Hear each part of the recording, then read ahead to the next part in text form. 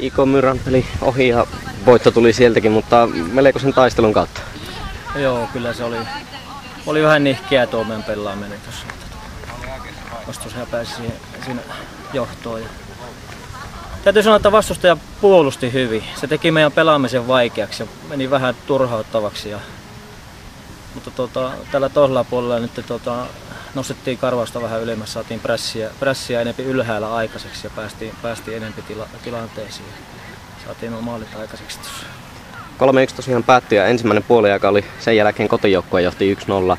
Ja tosiaan siinä oli havaittavissa selkeästi pientä turhautumista. Maalipaikkoja saatiin aikaiseksi, pallo oli koko ajan vierasjoukkueella, mutta maalipaikat niitä ei pystytty hyödyntämään. Niitä ei pystytty nyt hyödyntämään.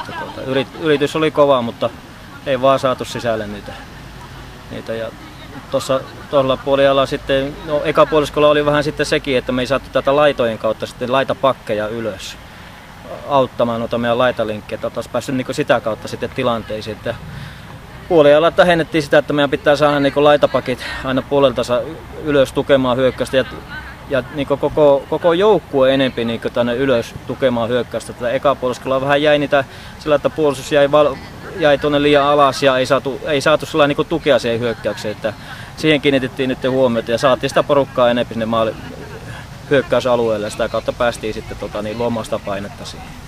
Kyllä, toinen puoliaika näytti jo hieman eriltä peliltä, mutta kuten tuossa aikaisemmin sanoit, niin kotijoukkueelle ehdottomasti puolustustyöskentelystä ja maalivahdintyöskentelystä erityismaininto pitää kyllä antaa. Joo, maalivahti oli tosi hyvä, että siinä oli meillä muutamia semmoisia laukauksia tuossa ekapuoliskollakin jo, mikä se tosiaan hyvin torjui, että Moke oli hyvä ja vastustajan puolustus oli tosi hyvin, että se vetäytyi tuonne ja puolusti tiivisti ja tosiaan meillä oli vähän vaikeita siinä.